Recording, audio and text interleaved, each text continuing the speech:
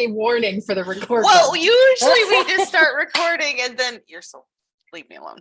Well, no, I love you. I love you. I love your neurodiverse ways, my friend. Come on. Well, because most of the people, okay, so I have a habit of most people I interview are so nervous and they like want to have a cue versus they make me re-record the Just bring it on. Bring it on. You're amazing. You can record me any moment, any of the day. I'll just, yeah. Here we are. We did this exactly a year ago. Can you believe that? Yeah. Are you sure it's a year or was 2 years ago? Because I was looking at the details. Was it 2? Oh my God, it was 2020. Yeah. How did 2 years pass? That's crazy. Yeah.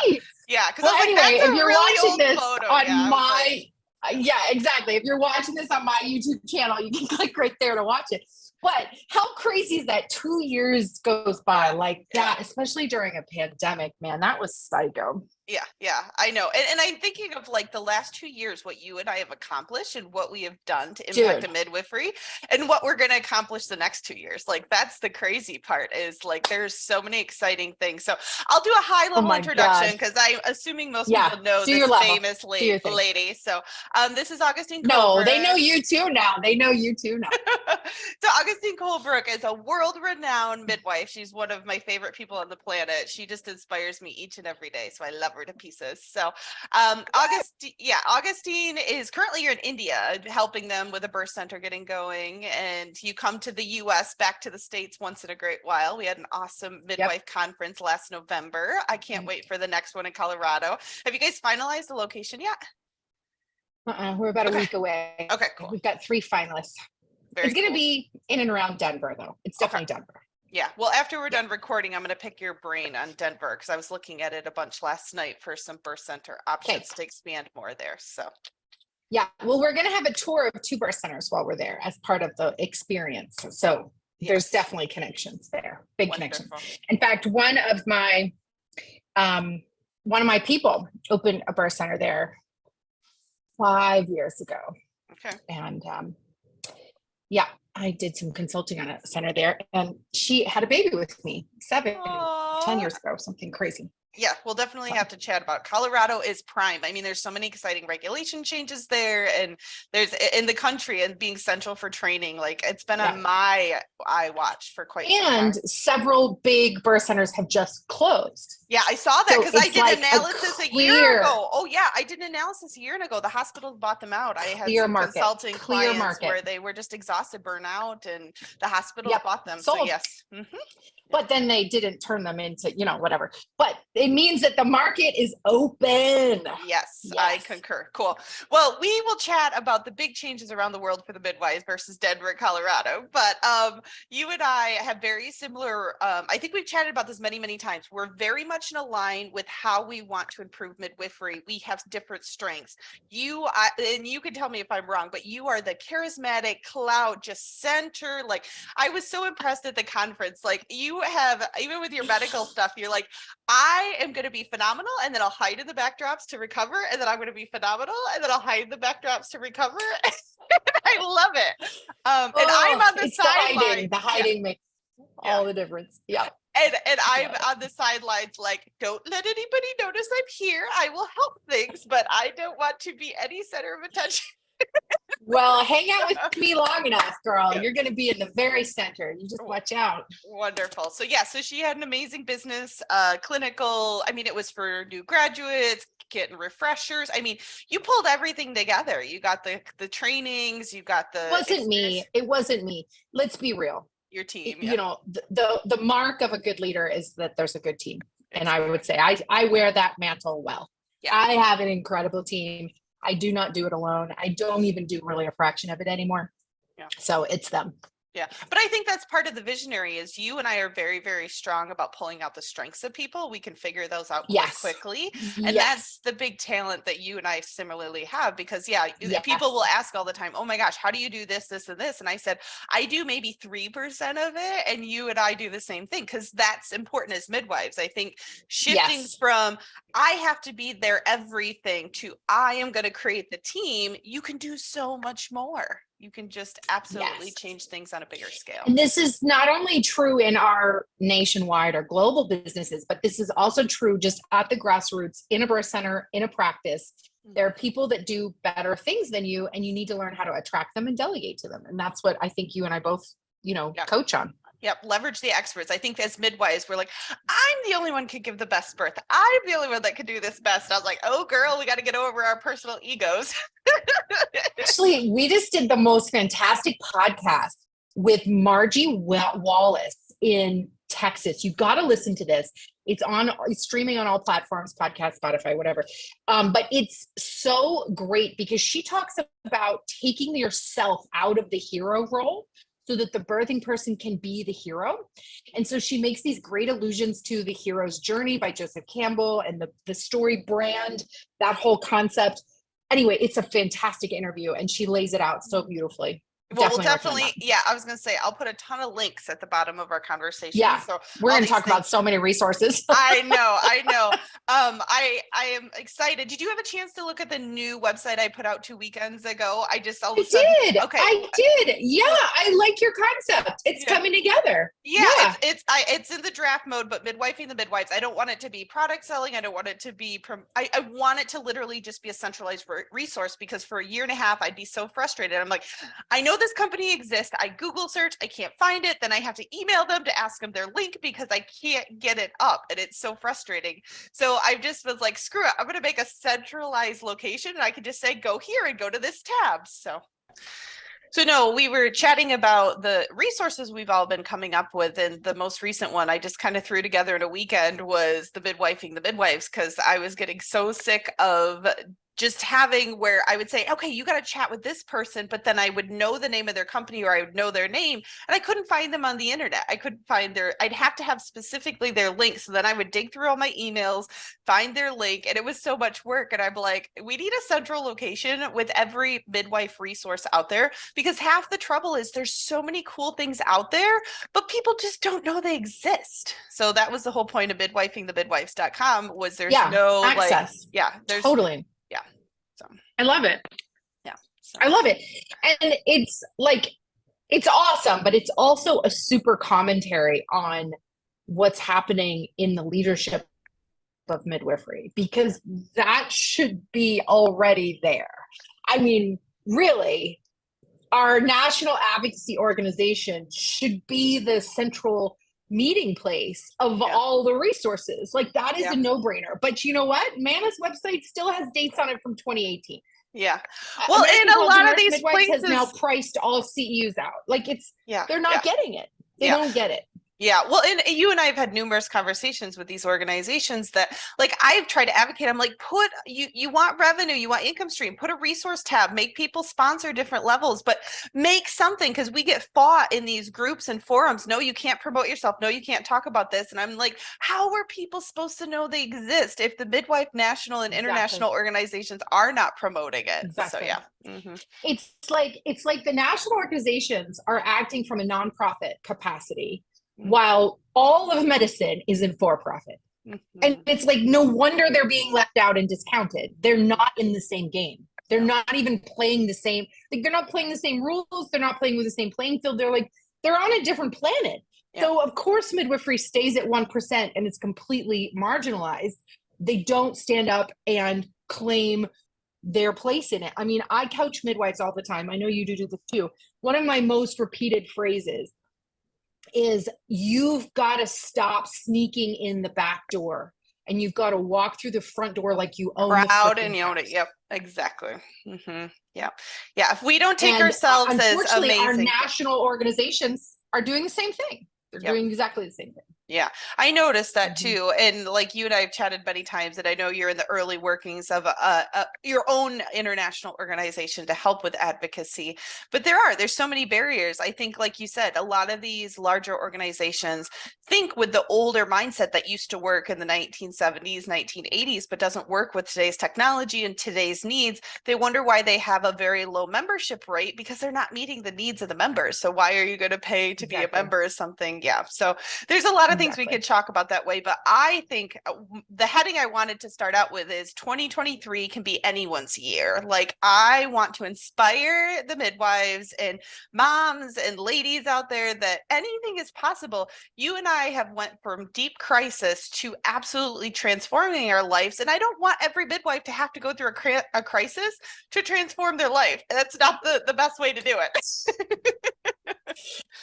No, I would say I love, first of all, I love that we have similar stories. It makes my heart really happy. And I feel like a camaraderie and like a sisterhood with you that I don't get with everyone, because it isn't until you like close a birth center that you understand a whole nother side of this profession. And so like, I really appreciate that. And we don't need to go into our stories. Yeah, They're both like really fun shit shows, but I really love that we're on like, I think when a lot of this midwives say thing. we're amazing, you say, I'm a failed midwife. And I say the same thing. I'm like, I had done this, and this, but the biggest difference is we grown from it. Did we let it take us down, or did we triumph over it? I think that's the big difference, because most people would just live in the past and not change and just say, I am an XYZ person versus that's what I used to be. And now I'm this. And, Well, or like letting external circumstances define the core of who you are.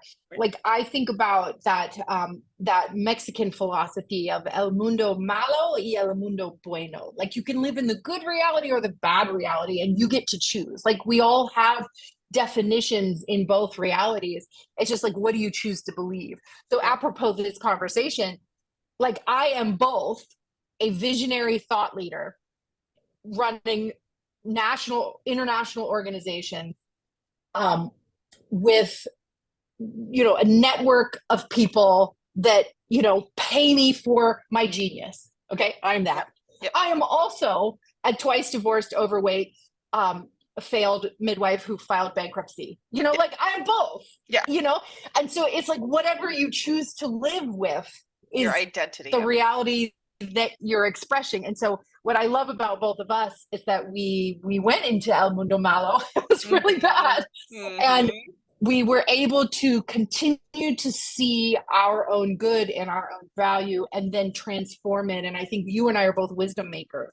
We take complex concepts and we turn them into digestible bits of information that everyone can get something from.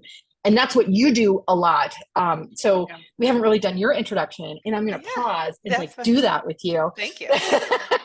So Leslie is a CNM who has been a birth center owner and really a community-based midwife. I think you've worked in all care locations, but you have purposefully gone into the community-based birth, believe in its mission, believe in its process, have tried to drag more CNMs into this world. And now you run Midwife Business Consulting and are helping midwives with all of the logistics of running a business, and also thinking beyond the moment in terms of financial planning and you know, tax incentive, and like really spreading their genius out over the years so that they can think about things like retirement and things most midwives don't think about. And that is like, woo, so needed. Awesome. Yeah. Well, and I think you and I had that same challenge when we had our struggles. We're like, if I am this badass of a midwife and I can't make it work, what are the other midwives doing? Right. Like, we just went to the basics. Yeah. I'm like, if I am this thorough and did this much research and planned this much, what failed me? My schooling didn't teach me about business, my mentors, my resources. And then you would dig, like, I wish I would have had a business consultant. And I'm sure you wish you created what you wish you would have had when you were going through it. Exactly. And so that's that passion behind it. And so the challenge I always found was there was so many interconnected pieces. You'd be like, well, midwifery has a challenge because of this and because of this and because of this and because of this. And they were all so interconnected. So it was the challenge. And this is where most people get overwhelmed. How do we solve these problems where you take it one bit at a time when they're all so interconnected? So I looked at it like a tree. I had a vision board of a tree, and I'd be like, these are very complex, high things. You need a big ladder. You need a lot of things and resources. These are low-hanging fruits. Like, these are the easy things. This will be a springboard to make these other things happen. And so you and I had that same thing where I'm like, I want to fix every barrier, but we can't fix them all at once. No. And you got to prioritize for sure. Yeah. And business is one of the most important places to prioritize. Yeah. I mean, you can't discount clinical skill. That's right up there too. But the what schools you're are doing with typically doing a really good job at that. I mean, and most people are very good at emergencies. Oh no, they're not. Okay, I'm trying to be of a benefit of a doubt. Yes. No, I don't want to make generalities. Like, Okay. I would say, especially in the CPM world, it varies so much, school to school, state to state, preceptor to preceptor, that there's no homogenized answer. I would say sometimes I'm very scared. Okay. But I would say I don't want to discount clinical skill. That's very, very important. But I also feel like it all needs to rise together. And if they don't have the skills to run their own business, their business is going to fail and they can't be a midwife. Like, that's a really foundational piece. And so within the business, I was curious, like, what are your main focuses? Like, what are those low-hanging fruit that you're teaching and consulting and coaching and speaking about? So the low-hanging fruits are, because you know me, we've chatted about this on the sidelines. Like, you call me like the Titanic. You're like, most people can't handle where I can take them, but I have to do baby steps. I have to. So that's why we've been getting consultants on our team. So then they get them the baby steps. So then they're ready for me. Or we've been making courses where that gives them the baby steps the most efficient way. And then they get the high level from me. But what I do is those first few meetings is half the trouble is just inspiring that paradigm shift in them, that I can learn anything. I can be anything. Because when people are like, it's too overwhelming, this business, I laugh and joke. I was like, well, did you say that day one of midwifery school? Did you say that, like, oh my gosh, I got to do all these clinicals. I'm never going to, it's the mindset. It's the, it's not, you're going to learn this tomorrow. It took me 7 years to get to where I am now. You're not. So I always stress to them, it's like that first day of midwifery schooling. We try to emulate a rationale so they can relate to. Every stage of the business planning process is almost like pregnancy. It's almost like birth. I'm like, okay, you've got the nausea, you got the vomiting, you're fearful, you just realized you're pregnant, you realize you're opening a birth center. So like, I try to make it to stuff they can relate to and have that visualizing concept. So then it's easier. Like, okay, the baby's not coming tomorrow, the baby's coming in 9 months, your birth center's opening. So like, we try to relate it because they get it. Like, not very many consultants, they're going to teach them business, but they can't relate it to midwifery and the challenges that we have directly. Yeah, that's great. I love that. Well, what are some of the skills that people are hungry for that you are realizing they really need? I mean, everything, to be honest, but the big stuff is just nobody is being taught business in school. Frontier gives a high level how to do a birth center plan. And I always giggle looking at them because I'm like, the people teaching this aren't running businesses either. So it's the blind leading the blind. But I think just anything of giving them something to inspire that you can put a business plan together. You can add value to your community. You can show your partner and the other financial decision maker, this is a good idea as a new graduate to start this practice. So I think half of it is just giving confidence.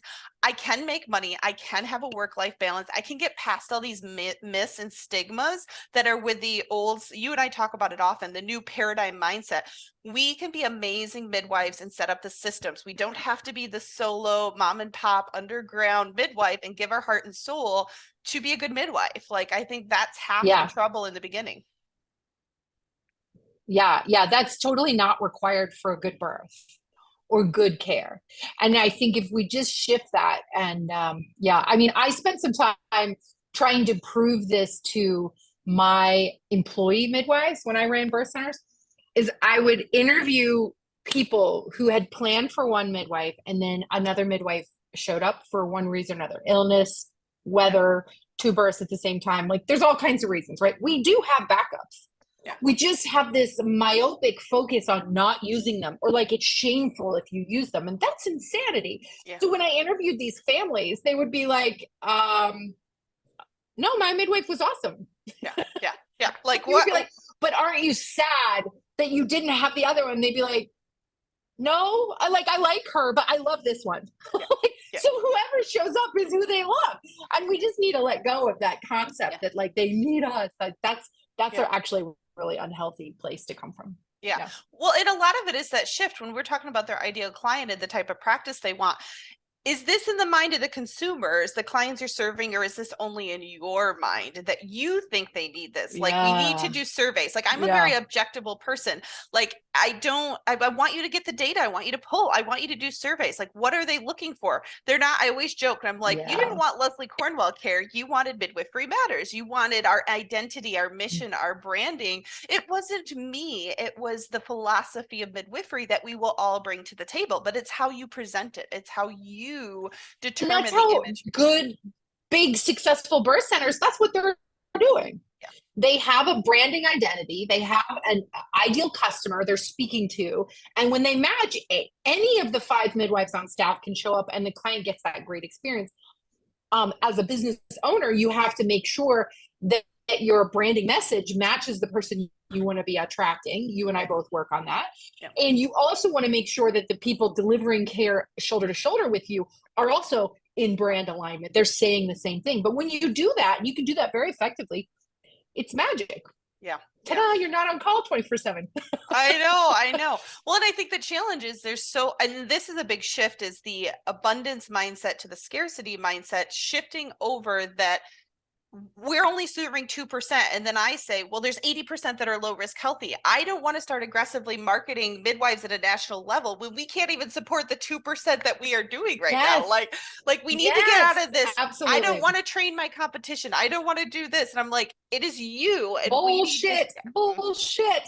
Yeah. There's no possible way you're in competition with any of your neighbor midwives. Like, it's not possible. Yeah. Like, Madeline anyone Murray who runs the numbers should be embarrassed. Yeah.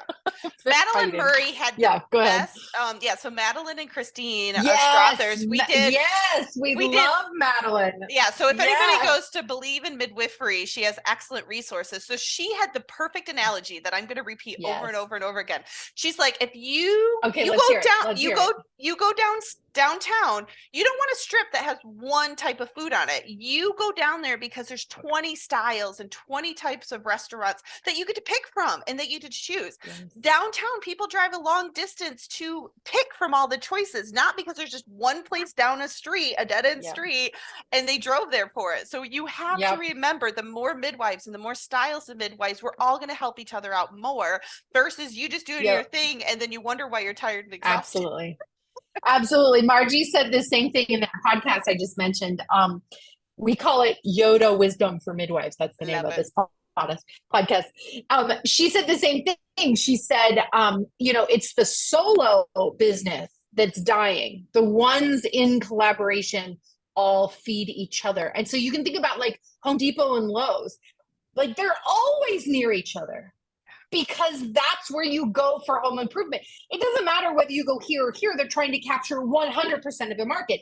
So if we look at that as opposed to, our field, the birth centers near the hospital is a good idea. Yeah. Multiple birth centers near the hospital is a good idea. This is the part of town where births happen. Choose between them. You're going to capture 100% of the customers. And now your only job is to make them walk 3 steps because of what you're offering, instead of making them drive to a whole nother part of the town, like making their mindsets change entirely. So we work with that a lot. And the scarcity mindset has to go. Although I'll say, I don't think we should replace it with abundance. Okay. And I'll tell you why. I know there's a lot of talk about abundance, and it's definitely the buzzword right now, but you can have abundant pain. You can have abundant debt. You can have abundant exhaustion. We actually don't want abundant. We want enough. I want enough clients. I want enough money. I want enough time off. I want enough pain so I can enjoy the beauty and the wonderful joy of life. Like, enough is actually the philosophy. How does it feel enough? Because you can be abundantly fat, I know we try to say abundant wealth, but you can't stop where abundance shows up in your life once you start attracting it. Just like you can't stop where scarcity shows up in your life once you start attracting it. Yeah. So I think the new philosophy really should be enough. How do I feel enough? Is this enough food? Is this enough sleep? Have I had enough, fun? Do I need to, whatever it is, what does enough feel like? Yeah, that's my new shift. Yeah. Well, and I think it's a difference of abundance in your life versus abundance mindset, because abundance mindset makes you think, I can do anything. You creatively look at things like they always talk the first million is the hardest to make. And then the more, and I know it's not about the money, it's about you taking the time to shift and see things and opportunities and being comfortable that I can do that. I can challenge myself to the next level. So I think that's the mindset and direction I was leaning towards. Yeah, you don't, because then if you say abundance, like you're going to say there's never enough, you're always going to have a higher level. You ultimately have to know your end vision. Like your abundance mindset is just always looking at the glass half full, always solving a challenge, always solving that opportunity versus I'm not satisfied because I'm here, I have to get here. We're all going to have to figure out where our level of plateau of enough is. But where's enough? Mm-hmm. Yeah. So but the mindset of saying I don't have limits of what's possible. I think the mindset versus the reality, those are two different expressions. Yeah. Cool. So I'm excited. So for 2023, tell me about all the exciting things you're working on. Oh my God, there's so many. Well, can we start first with what like you and I are talking about? Let's please. Oh, totally. Please do. Okay. So I have had a birth center incubator program running in the background in this like really small kind of way for, I don't know, several years. And it's 100% free for people of color. And I have a charge for folks who don't identify as BIPOC. And my goal with giving my time, money, resources, and energy has been to grow the number of birth centers in the United States, because from every metric, that is going to solve every problem. And you and I are in complete alignment with that. Yep. Mm-hmm. Mm-hmm. It doesn't matter how you cut it. Like more birth centers is more midwives, is more midwifery model of care, which is more patient choice, which is more independence, which is more home births. Like everything grows when there's more community-based birth. And birth centers are the easiest thing to scale, to develop and scale. So I feel like there should be more midwives. And you feel the same way. And we started talking at the conference this year about like, what if? You've also had this idea to help birth centers, and in your role right now, you're coaching and consulting with birth center startups and birth center expansions. And I just love this idea. Yeah. So we're still fleshing it out. So this is kind of like our public brainstorming.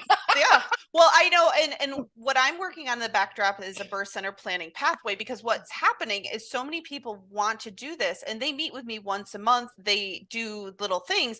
They need someone to handhold them week by week. They need somebody to support them. We had talked about adding people that can come boots on the ground, part of a team to design the birth center to help with, because we can conceptually, but we're not with them day-to-day operation. Because for example, I'll say, okay, call the insurance company, see if you want to be in network, and then they're overwhelmed. They're like, I don't know what department to call, I don't know what questions to ask, like the detailed nitty gritty. So I've made high level planning support, but I'm figuring out over and over again, someone needs to hold their hand, someone to handhold and step of the way. Well, so this is what I'm excited to do, because between yours and my team and our income earning potential, we can staff this ancillary service provider support network. Yep. And then we can be the resource from inception to delivery, the idea all the way until even years after the birth center is open, to continue to provide that budgeting support, that scaling support, HR support. And I know that we're going to launch this year in a very small way to do a proof of concept and make sure we can do this. Mm-hmm. But I am so excited about what this looks like. And I'm also so excited about who else we're going to attract into this national planning committee and development of birth centers, because I mean, all organizations have their roles, right? But the very organization tasked with helping expand reach are not really doing it. So I feel like the market is perfect. for entrepreneurs like you and I to kind of take the bull by the horn and be like, stop with all the red tape and just put boots on the ground, make it happen. Yeah, and that's what I'm super excited about. Yeah, we're both action oriented. Yeah. Action. I joke all the time. We won't be friends long if you talk and haven't done anything. Like I am attracted to action oriented ladies. Like if you say, well, I'm too busy to chat with you because I'm working on this, this, and this. I was like, I can wait for you. I can wait. Yeah, right. Like I'm all for, absolutely, boots on the ground. And also in business, and in this world that we're in, action speaks louder than words, 100%. But you have to be moving. Like they'll just pass you by. Like the speed of the world is faster than it ever has been before. And those of us who are neurodiverse, like that's our superpower, is that we move and think faster than most folks. And so we channel that and we put that to work. And I have to say that there is a lot of this motion, this like invention we're trying to do. And I think the history of both of our businesses, that is a little bit like you have to move faster than where you feel like you know. Like you have to be at the very front of the surfboard. Right. Like you could tumble at any point, and that is the right momentum to change things. Yep. It is. I mean, it is. And, I think midwives in general are already doing that because we are outside of the system, marginalized, oftentimes delegitimized, on the edge of the surfboard, heart tones, whatever, pushing for 3 hours in like 30 minutes from the hospital. Like we're already on the edge of that surfboard. So what I think is missing, and you and I both kind of, I think, get this report from midwives, is they're like, I don't know how. And you and I are like, that's okay, just do it anyway. But there's this real block between the practice and the business. And many of them are like, I know how to midwifery, but I don't know how to business. Right. And I think if we can create that bridge to help them be in business successfully, I think it will literally ripple and change. It'll change everything. And so what we talked about at the conference, which I'm so excited about, is picking and scaling one community at a time. Mm-hmm. And I think this is really revolutionary. Mm-hmm. We'll continue to coach and counsel everywhere, but boots on the ground in one community where we're working with all the practices in that community. And I think this is what is like blowing my mind. I'm so excited about this paradigm shift, is that we're in business, sure, but we're not in competition with each other. Yeah. We are not in competition with each other. We are in competition with Big Pharma. Mm-hmm. We are in competition with the AMA. We are in competition with for-profit medicine, not for-people medicine. That's what we're in competition with. And if we frame it correctly and work together, we will be a completely unstoppable force. So that's what tickles me. Like I get the chills. Like I'm actually chilled thinking about this. Oh my God. I just think, oh my gosh, Augustine, you're going to be like the president of every big organization that changes. I don't want to be. I don't want to be. Don't nominate me. I don't want to. But I think you and I, like, sometimes we don't want to be the one solving everything, but we feel like, man, this doesn't exist. Like I'm figuring it out with business consulting. I'm like, I got to find some good accountants so that I can make an accounting company for midwives. I got to find some good lawyers because all the ones are near retirement. Like when I network, I feel so frustrated because I'm like, I want successful businesses, but for them to be successful, they need this surrounding them, and they don't exist yet. And so it's like, when we take the bull by the horns, I feel like we're taking the herd by the horns. I'm like, I got this bull, but then there's 50 other bulls that are trying to go past me. And how do we stop them all? In our cattle ranch. But by coming into one community, we can pool resources, we can work together. I mean, it's really the solution. It's just freaking brilliant. Yeah. And the few really successful midwife and birth centers I know around the country are in successful communicated communities. Yeah. Like that's the difference. Like when I travel all across the country and I meet midwives and birth centers and practices and I hear stories, the ones that are knocking out of the park, that are grossing 2 mil a year, are with other birth centers who are also grossing 2 million a year, who are also in busy practices, who have multiple employees, who take time off because they support each other. Those are the only places that are changing birth in our culture. Yeah, no, I completely agree with you. It's because a lot of times people say, well, I'm just going to start a birth center, and if we transfer, I'll deal with it, versus that proactive versus reactive mindset. Like, we have to collaborate with the physicians. We have to collaborate with our colleagues. Like, nobody is competition in my eyes. Like, everybody has a certain need. Each client, whether they want an elective C-section at the hospital or they want a home birth, we all have enough abundance people out there to serve. We just have to find them. That's our responsibility as marketing campaigns, because I see too many times midwives are like, I'm not getting that many clients, so I just have to take this lady, and then they're wondering why their liability risk goes up, and they're not happy serving this person, and they're frustrated because they're getting calls all the time because they weren't the best client for them.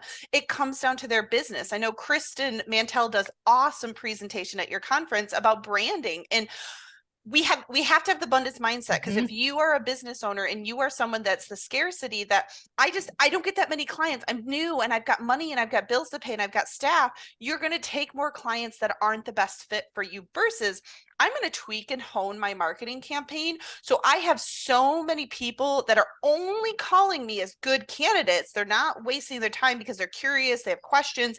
I did a great job with my website. I did a great job with my community outreach programs.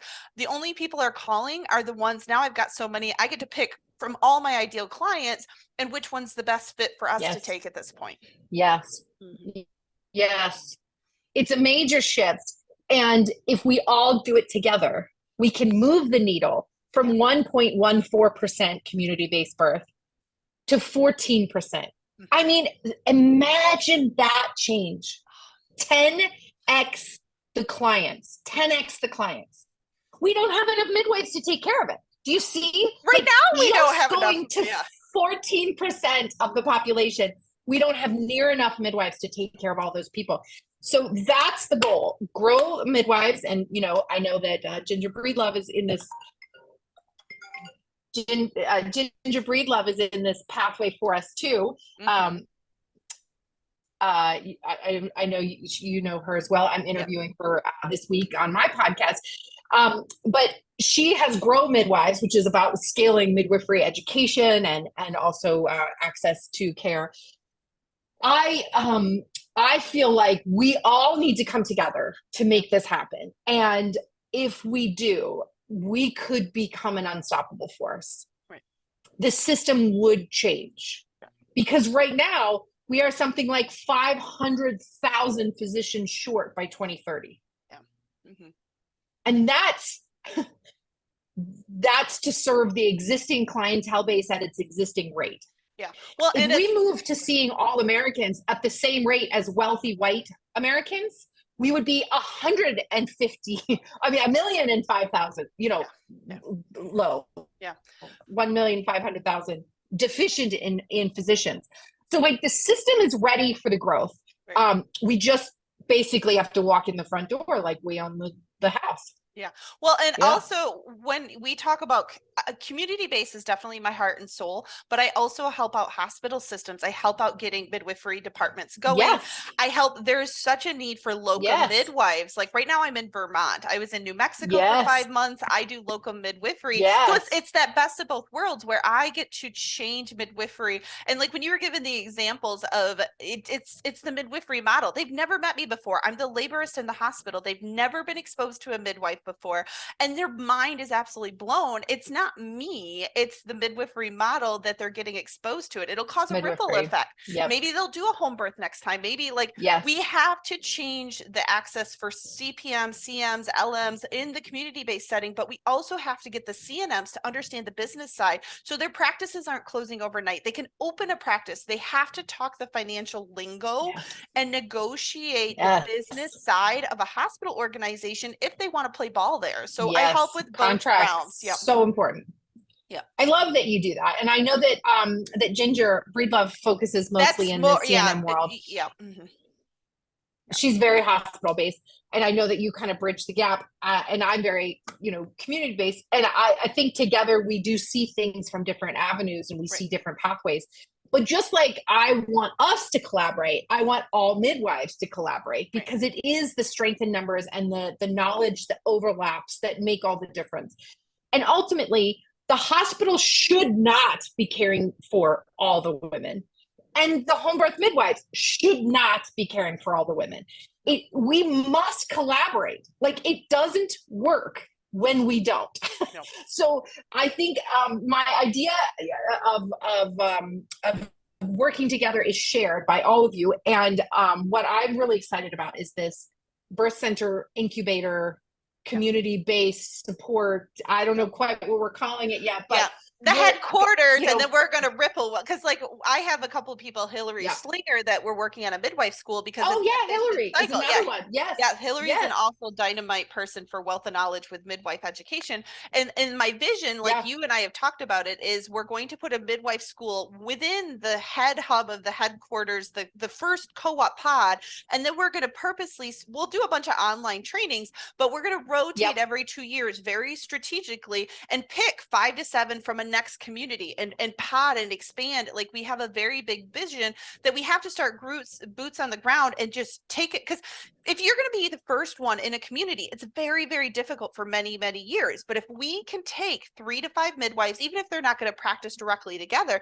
but they're all going to have home birth practices, we make some hybrid co-op birth pool. Everybody's got different lingo across the country for it, but we have to group these 3 to 5 elite people that have been trained in similar missions and similar goals to just transform a community overnight together. Yes. So exciting. Yeah. And part of it was the hurdles I had with my own practice. Like, you and I could relate to it. Like, when you're the only one making a shift, you're the only one doing in network, you're the only one being malpractice, you're the only one doing a team model. It's too much by yourself. You don't get a break. You don't get to separate. You become too self-employed because you don't have the community around you. You put it exactly correct. The places the most successful have multiple successful practices. They don't have just one successful practice. They have to grow together. Yep.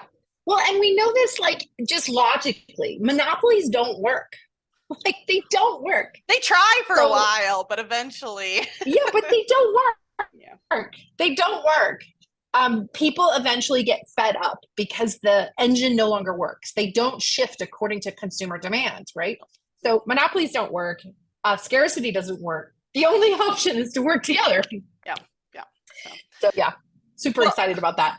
And this community focused group, I don't know, what are we going to call this? We'll figure it out. We'll make some fun, like, trademark secret name and time. But whatever we're gonna call it, it's gonna be so cool. Yeah. So no, I think that's part of it, is how do we, like, I am a big thinker, but we have to start small. We have to start tangible. We have to repeat it and ripple it. I mean, when the hospitality industry does hotel franchise, they start with a few and then they strategically replicate it. And so let's do a pilot study and work out all the kinks. And then in 3 to 5 years, we make a dozen, and then 5 to 7 years. So you and I have very similar visions of how we hospital systems do the same thing. I mean, this is a replicatable system. It just hasn't been applied to midwifery. Nope. And I think, who better to do it than us? I know. I've had fun. Like, you never know who you get attracted to. So I've gotten attracted to this high level playing real estate investor group of women that all had home births, and they're starting to work on a home birth open model chain across the country. And I am beyond excited working with these ladies. So I always stress to people, it doesn't have to be the midwives making change. Like, there's so many people out there with value. In fact, most of the people I consult for are either venture capitalists or chiropractors opening birth centers.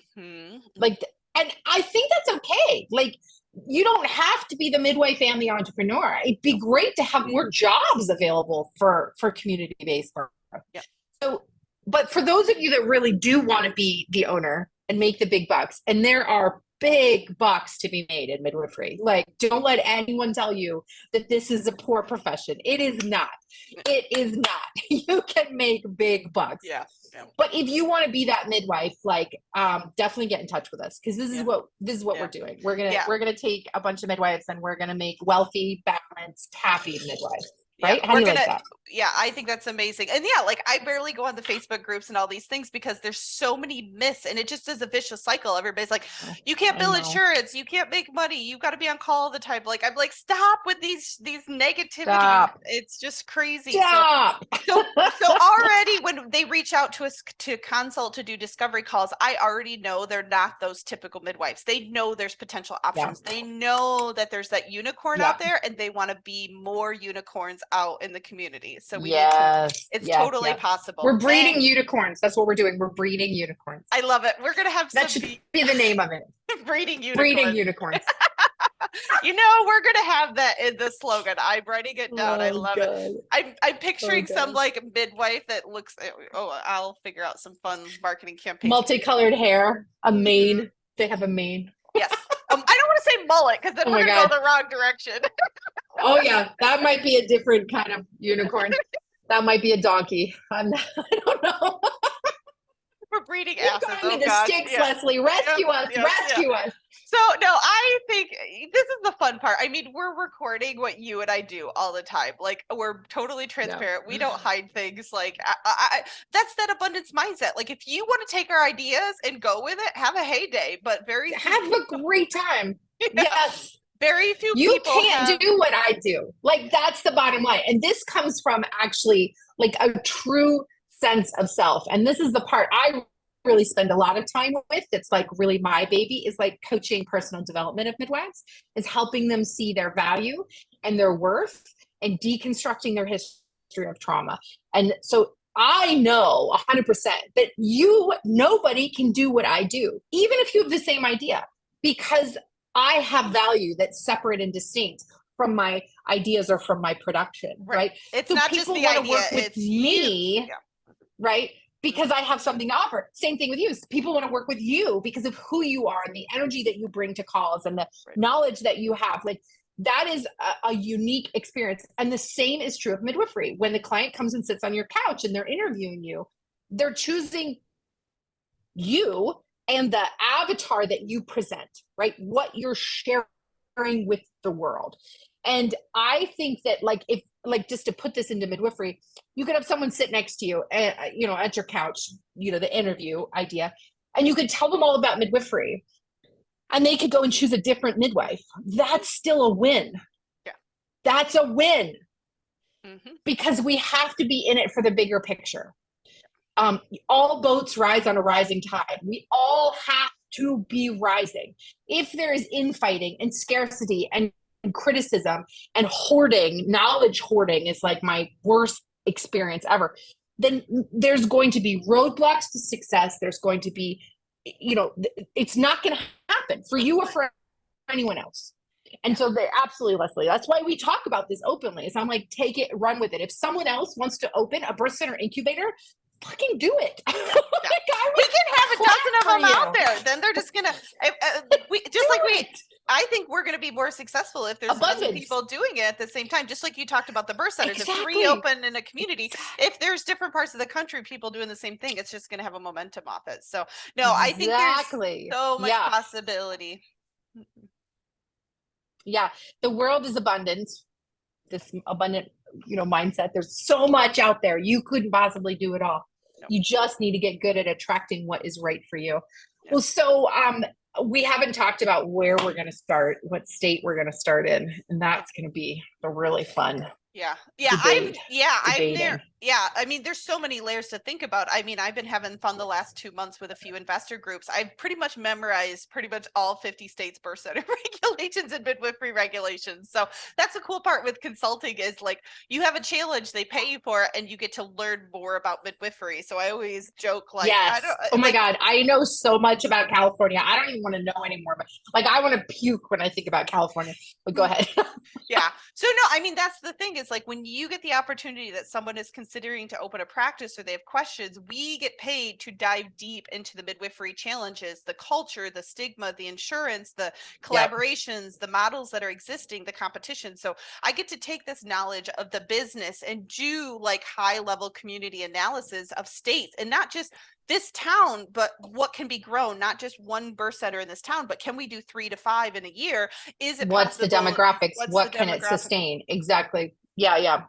So. Yeah. I mean, we're the cheat sheet, like if they work with us, they get the cheat sheet. So I call it like they get the time warp, they get to accelerate. Like we've added them onto our time traveling device with us because we've skipped. I mean, they get to skip years and years of planning because we have done that. We have worked through it, and that's the value. Like when you and I, like, it's that confidence of, I know when I brag, I'm like, I am the best in the country to help you with implementing XYZ. And I'm very confident because I've worked so hard to get there. And so when you bring that value to the table and you just keep growing, and you and I think the big theme is we never stop learning. We never say, well, I've learned enough. This is the max. I'm like, the more I learn, the more I have to learn, like the more I'm missing. And so it's a cyclical cycle. And that's part of that successful traits.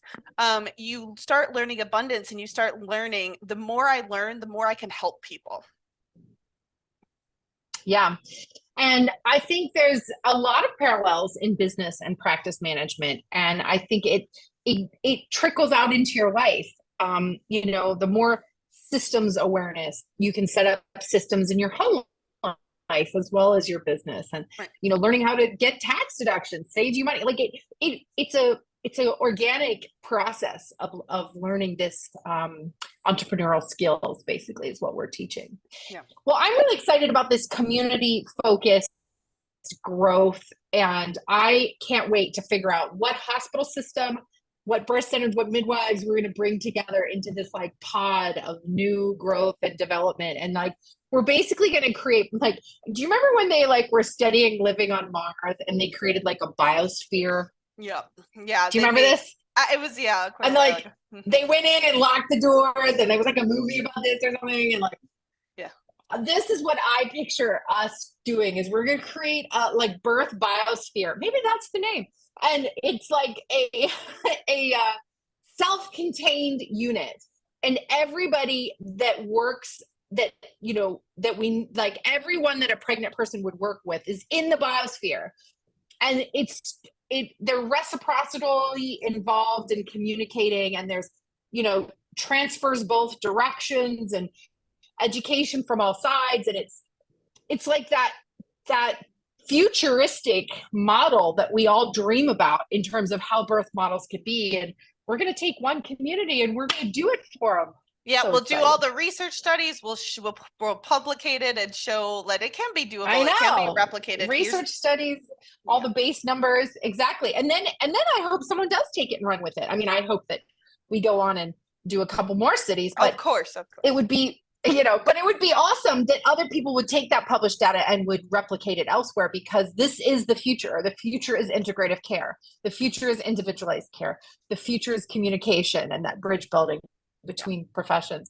I wrote my thesis about this. My master's thesis was about interprofessional postgraduate education. And basically that's what we're going to implement with the entrepreneurial overlay. God, I'm so excited. Oh my God. Yeah. Well, 2023 is totally fine. I was like, well, I'm the morning and you're the evening, so it would look a little different if I had a mimosa. Yeah.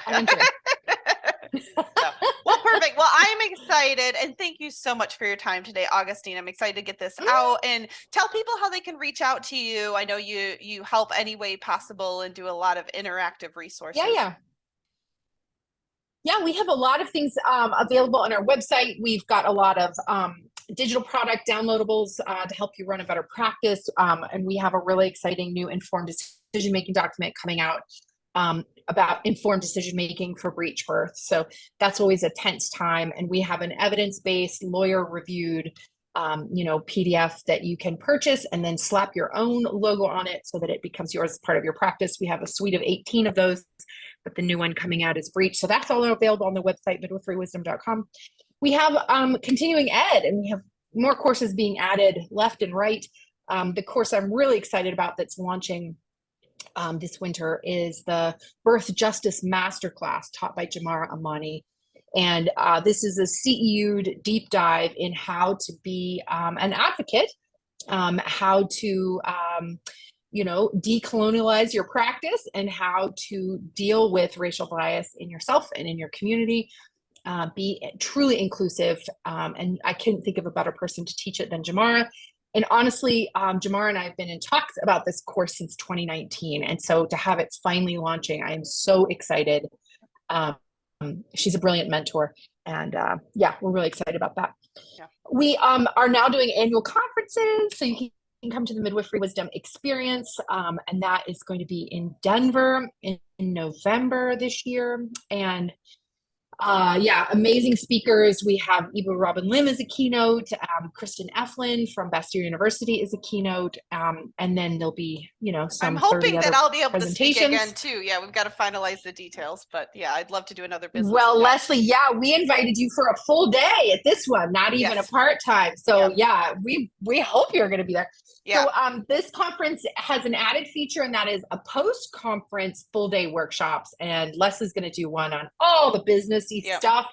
And then we have Spinning Babies and Nicole Morales and Breach Without Borders. And so it's going to be a really robust post-conference as well as the full 3-day conference with the 30 speakers. Yeah. So don't miss that. That's in November. Yeah. I can't stress enough. You are doing every aspect. Yeah, you're definitely expanding skills where people are getting them for gaps for clinicals. You're helping with refreshers. You're giving people inspiration. You've got your retreat at the end. Like, if people want to invest in one thing a year, go to Augustine's conference, her pre-conference, her mid-conference, her post-conference. Yeah, it's definitely the best of the best. It's the experience. Yeah, it's the experience. And we do have Skills and Drills, which is this 20-station round-robin hands-on mentored skills stations that we offer. And we're offering it 3 times this year. We're in Washington, D.C. in the first weekend in April. We're in Phoenix, Arizona in the 3rd week in April. And then we're in Denver in November. So if you're a student, if you're a midwife who'd like deep dive mentoring in hemorrhage or, clot removal or bimanual compression or manual removal placenta or IVs, whatever skill, hands-on skill you haven't had a lot of practice in, we have that for you. And you get to do all the other stations. And we have CEU courses and all those things. We have a podcast. Yeah. We're all over the place. Yeah. Well, it's absolutely amazing what you're doing, Augustine. So I will let you go so you can go have your fun night out of the town. Thank you for your time. Leslie, I'm going to bug you for a quick second. I'm going to make you tell me all the same things because this is going to go on my page too. Wonderful. So you're so sweet. Where are you? What are you offering? All the things. You're so sweet. So I run Midwifery Business Consultation and Empowering Midwifery Education. So definitely Augustine and I have very similar alignments. We got downloadable tools, resources. We come from different angles. Mine is very highly business analytical. I was a financial planner at Northwestern Mutual. I've dove deep down real estate investing, business strategies. Like, mine has a different angle. I stress to people like legal defense, take your course and mine. You're going to get a totally different angle. Like, we aren't recreating the wheel. We're putting out courses that are complementing each other based on our knowledge and our skill sets we have to bring to the table. So I stress to people, like, because I've had a few people at the conference like, oh, that's the same course as Augustine's. And I said, no, it is not. Even though the name has the same subject matter, you're going to get a totally different perspective based on knowledge and expertise. So I stress to people all the time. Well, we have really actually, we came to midwifery from different backgrounds. It's like we arrived at the same place, but we had very different pathways. Right. You through the hospital and CNM, and me through solely apprenticeship, no midwifery school at all. And we kind of met in the middle, which is the goal. That's the awesome part. But our pathways taught us really different things. Right. And I think, something can definitely be learned from both. I mean, the same thing, like when Wendy Kleckner in Arizona talks, and she went back to school and became a JD, got her full legal degree, and she's a home birth midwife. She says different things as well because she's been on different pathways. So I think all of it is valuable, and I think you can learn something from everyone for sure. And I love that you're offering the courses. I think it's one of the most streamlined ways to get data into busy midwives' heads and hearts and hands. And And I think the big emphasis is our ideal clients. Like, I have a few CPM business consultants, and we can help home birth midwives, but my target market is the new grad nurse midwives that want to go to community-based care. They want to collaborate with the CPMs in their community, and they want to bridge what their clinicals didn't teach them. And so that's my love in my heart, is like those nurse midwives. And so important. Yeah. Oh my gosh. So important. Yeah. So we each have a different avatar. We each have a different, but we help out anybody. Like we help out investors. We help out direct entry. I've got some midwives that are direct entry for the Amish, and they're like, how do I get this and this? And so we can help in whatever level people are looking for. But yeah, so I love business consulting. I love to help pull visions and strength out of people. I think that's where you and I are phenomenal, is we can talk to people quickly, and we can be like, have you thought of it this way? Did you even, because they don't know these things don't exist. So all you got to do is just turn the lights on in their head. Like, it could be possible this way. It could be possible this way. Like, that's, I think, our biggest strength. So. Yes. I love all of that. Gosh. Well, I mean, I'm almost speechless. Yeah. Like, I'm so grateful for you. Oh. And one of the reasons I'm so grateful for you is that I don't have to do it alone. Like, that's not I don't want to do that. And it feels so good to talk with someone who is as passionate and as excited. Yeah. And then to know that you have all these skill sets that I don't have, and actually I don't want to have. Like, I don't want to be great at helping nurse midwives. I don't want to. And that's okay. Like, that's not my role. But you have it. And so when I get those calls, I know exactly who to refer to. And that just makes me so happy. And I am so grateful for you and your passion. And I really can't wait for this project. I mean, my gosh. Okay. Well, I think we have another meeting scheduled in a couple of weeks. We'll keep the momentum going, and you have a wonderful night. And I look forward to all the exciting things we're going to bring to midwifery this year. Yay. Bye, honey. Take care. See you later.